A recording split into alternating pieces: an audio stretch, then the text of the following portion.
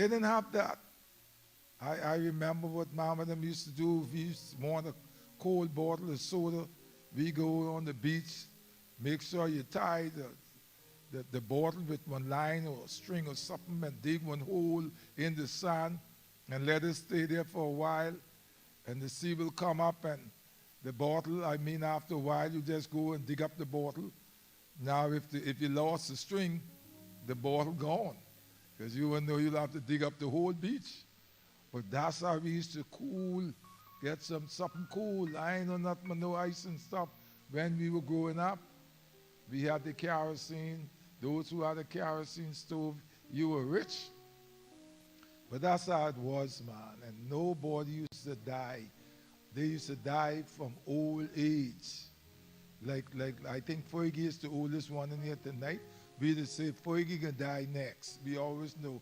Then who next to her? Then that one can be next. That's how it used to be.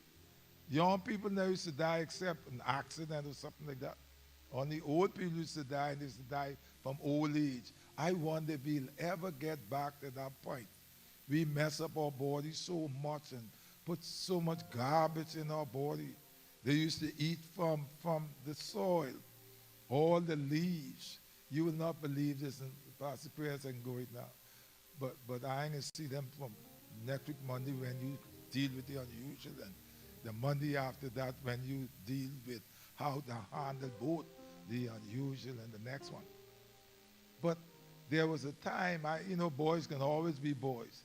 I climbed a tree, and this was a strong back tree. I climbed that tree, and as a little boy, I fell out the tree, and there was a stump like this sticking off from the tree, and I fell on that stump in my stomach. It went in my stomach. When I hit the ground, and I pulled that piece of wood out of me, I was able to see all of my intestine, the moving around in my stomach and all of that. And we didn't have any doctors. We had no hospital. But my mama them, they did what they had to do. They packed some leaves, they beat it up so fine, and they packed that hole. And they bandaged that up that they drawed all the coal and everything out of that time. All the bark from that wood that went in my stomach was in my stomach.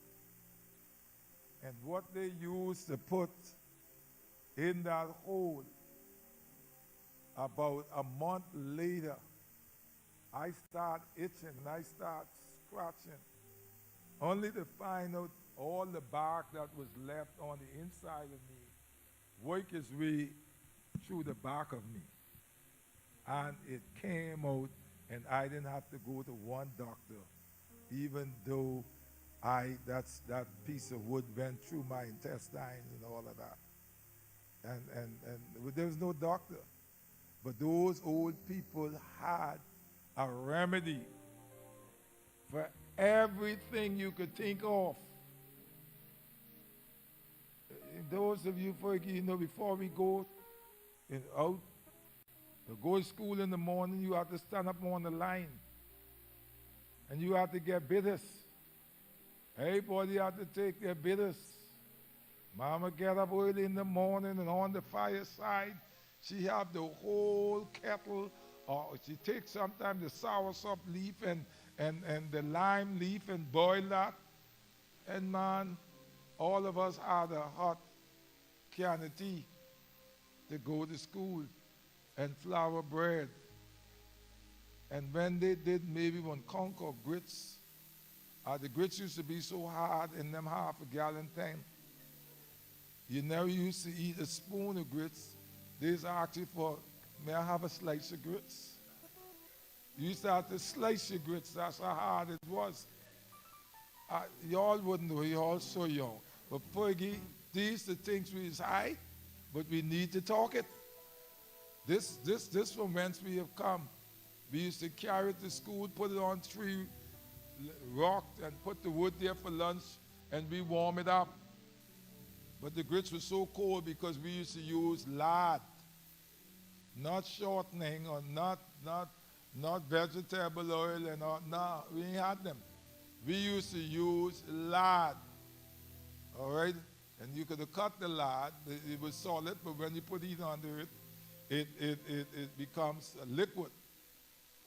But when you put it in a container for lunch with your grits, you cook the grits, it was soft, but by the time lunch comes, it's a weapon.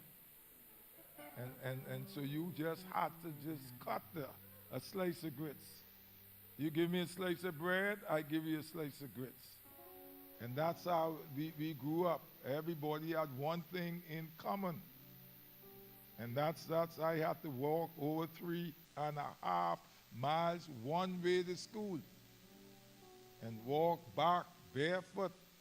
And the road used to be so hot. We find one soda can and you stamp it in the middle and you tie it up with leaves, and that was your shoes. Look where God has brought us from. You know, I've been there and I'm here. And that's why I can appreciate how great is our God. Some of y'all don't have one iota of what I talk about tonight. Because you're born with silver spoon in your mouth. But I certainly thank God tonight that it's still not too late to take care of your body. That's why go back in the backyard, grow your stuff. Start growing your stuff. I am telling you, start growing your stuff. Eat healthy and watch God. Watch God. My brother died when he was 60. When I was 69, everything, 59, everything started coming after me. And I said, boy, I'm not dying. I'm not going to die as young as my brother. And here 10 years later, I'm here. My brother never sees 70. You understand? But look what the Lord has done. Look what the Lord has done. I said I refuse to die at 60. And he promised me 70. Now by reason of strength, so I just gotta, now I in the season where you gotta take care of your body. You can't just allow your stomach to dictate to you. You gotta take care of your body. And that's where I'm at. So I'm going off for a while.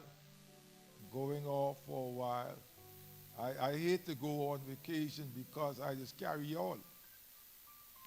But I ain't got many to carry tonight. When I look in there, ain't gonna be many of y'all to carry. But I just carry y'all because I just miss y'all. Honestly, I just miss y'all. But I won't be with all the celebrations that they'll be having with the renewal and all of that. I won't be here. I'm taking a break, and by the grace of God, we'll be back soon. Soon. I really want to be here for Sister Borrow's funeral. I don't know how I can wait that. I don't know if I can either be in the U.S. or what, I don't know. But I really wanted to come back because that's one of those old members. I really want to be here for that. I'll see how God work that out for me, and then perhaps you all will see me. But let us just go to our several homes. Remember me in prayers. And God has spoken even on Sunday, and then we're still dealing with the unusual tonight. It was amazing, the administrator who was here on Sunday. It's the first time I met her.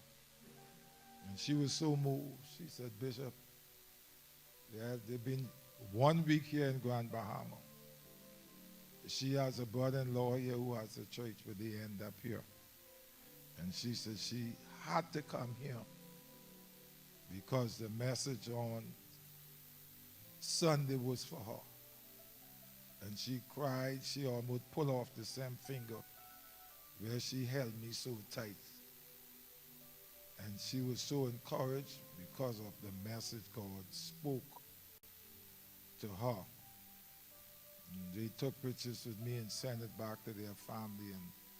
They talked about their experience here at Jubilee. Also, another lady the Lord showed me where folks were sitting around this table and it looked like each one of them who was in agreement when her name came up for this promotion was stomping on her. Only those who was for her didn't stomp on her. But about 5 out of 7, anytime, all those who disagree, bam, and they were just stomping to make sure stomp her through the ground. And I saw that as clear as day. And I called her and I spoke to her. She was so moved because she is almost up now for retirement. Was working for 17 years. I saw all of that, how they kept her down and back. For 17 years, never got an increase. A senior officer in government, never get an increase. And now she was in position for this promotion, her last promotion, a senior. And I just saw that. And she told me, Bishop, that's exactly what has happened. And she began to cry. But I told her, God still have the last say. I don't matter how cloudy it may seem, wait until the dust settles. I know what man has done or tried to do, but your faith is not in man.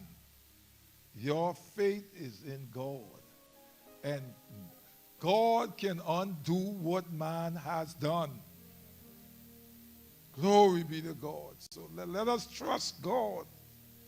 We used to sing a song, I trust in God. I know he cares for me. So no matter what you see, anything that you can see right now is temporal. And anything that is temporal is subject to change. The unseen is eternal. The seen is just temporal, that's subject to change. So whatever you see now, whatever you're experiencing, whatever you're going through is subject to change. And I tell her, that's subject to change. And I am expecting God to work it out on our behalf. And she can come back and tell me, Bishop, you said it, and it happened. You cannot withhold from God, people, what is rightfully theirs. You can maybe delay the process, but you can't stop it. You cannot stop it. What belongs to God, people, you might as well back off. You have no authority over God. Your hand's too short to box with him. Your feet ain't long enough to outrun him. God will run you down. God will knock you out. Get out of the way of God's people, and God will fight your battle. Don't forget that. God does fight, and he will fight for you. That's why he gave us warfaring angels and ministering angels. And that's why I come and to tell you over and repeatedly, not only the pastor anointed, but God has anointed folk in the pews. And so when you talk about touching God's anointed, you got to know who you are. You got to know your relationship with God. Sometimes we pointed out one man, God, he's not stupid. You understand? Glory be to God, but something, as Pastor said, is about to happen. And I am telling you, man, if you listen, you just have to agree with the word of God. And if you agree, all things are possible to him that believe. I don't want to be the faithless generation. I don't want to be a part of that group. I want to be a part of the one who will speak to that mountain without doubting in his heart. And he said, we shall have whatsoever. Let's stand on our feet. Whatsoever we say. So, thank you all. Take a good look at all of y'all. Y'all, please look at me. Okay, so I could Remember your face, at least to carry in my pocket. Because I'm going on one long distance where I never been before. Take me 13 hours to get there. It's 6 hours behind where we are now. But I taking a chance. You all just pray for me that Russia and China, them other Hamas, them, they don't play crazy and mess with my plane. I cover Jorgensen Bishop in the plane tonight. You got to cover him. You all cover me until I come back. I'll know if you all didn't cover me because I won't come back. All right, then, so you all cover me. Cover your bishop, man. All right? Thank you all so very much. The best congregation here. And everybody want to be a part of Jubilee. And I believe God has given me the best congregation. Well, now, and now turn it over to Pastor LeQuest on this side of heaven. Everyone long to just be able to preach in Jubilee. And when they preach in Jubilee, they lift up their eyes and say, Lord, let us now thy servant depart in peace. Because finally I get that opportunity. But we also still have to guard the pulpit. And so while I'm gone, I'm sure the pastor will be feeding you all. And thank God I will just have to see if I could catch it online. Because I want to hear how to handle the unusual. Because that's something uncommon. That's something that you never handled before. If you never handled it before, how you going to handle it? So that's why you can't afford to miss it. Because you need to know how to handle what you never handled before. You understand? If a child never handled a cold before, guess what? The child can touch the cold. And when the cold burns that child will always remember, you don't touch that because you can get burned. All right? So may the peace of the Lord. Oh, sorry. Okay, we don't want to forget Gems on Thursday. Gems is on Thursday at 7. At 7, DKC. Yeah, at 7 on Thursday. Also, how many of you enjoyed the encounter, the crossover on the 31st? How many of you enjoyed that? How many were blessed by that? Well, since you all are here, could I let the secret out the bag? The Lord has released me to do another one. And it's going to be on the 31st of March. God has released me to do another one on the 31st of March. And that's going to be, watch this, Resurrection Sunday. That's going to be on Resurrection Sunday. And we won't be crossing over. The theme of that day will be Arise. Arise. So I want to encourage you. I let you all know first. So nobody else know other than Dr. Glenn and Minister Adams. They both have consented. And they said, Pastor, whatever the Lord tells you to do, we on board. So they're ready to go as well. So I just want to encourage you as we prepare for that as well on March 31st. We're going to watch and see what all God has to do in this year of the unusual. May God bless you. May He keep you. May He make His face to shine upon you. Pastor, I guess you got to get the box together because I made a promise. The box is out there. Oh, the box is already there now. The ship is already booked out maybe up to almost October. All right? And so we're still working on that because it might be one of you in here. God knows who.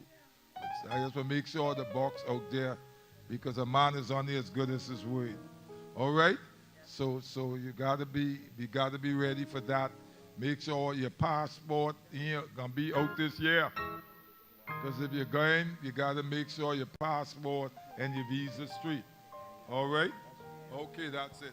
I just want to make sure, but I didn't see it.